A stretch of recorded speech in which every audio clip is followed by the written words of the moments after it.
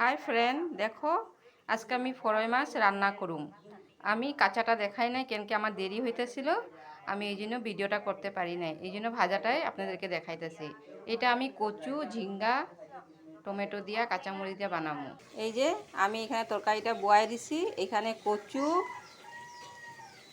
কচু, ঝিঙ্গা, টমেটো, কাঁচামরিচ দিয়া আজকে ফরই মাছ রান্না করুম।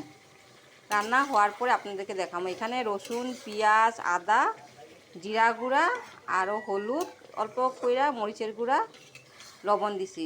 এটা ভালো করে কষায় নেবেন, তারপরে জল দিবেন। এখন না, এখন অল্প কষবো কেন কি কচু সিদ্ধ হয় নাই।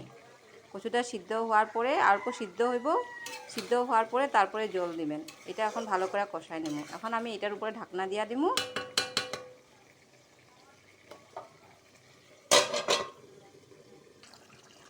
জল দিয়া দিতেছি এখানে, তারপরে মাছটা দিয়া দেব। দেখো মাছগুলো আমি এখন একটা একটা করে সব মাছ দিয়া দিতেছি।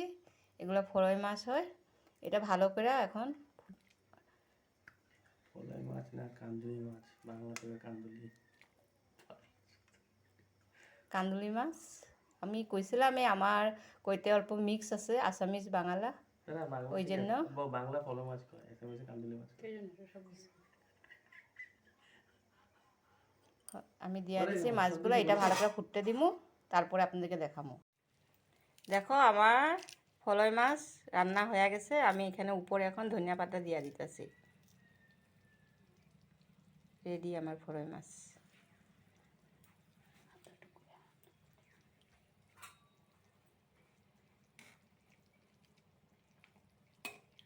লাইক করবেন, কমেন্ট করবেন, সাবস্ক্রাইব করবেন।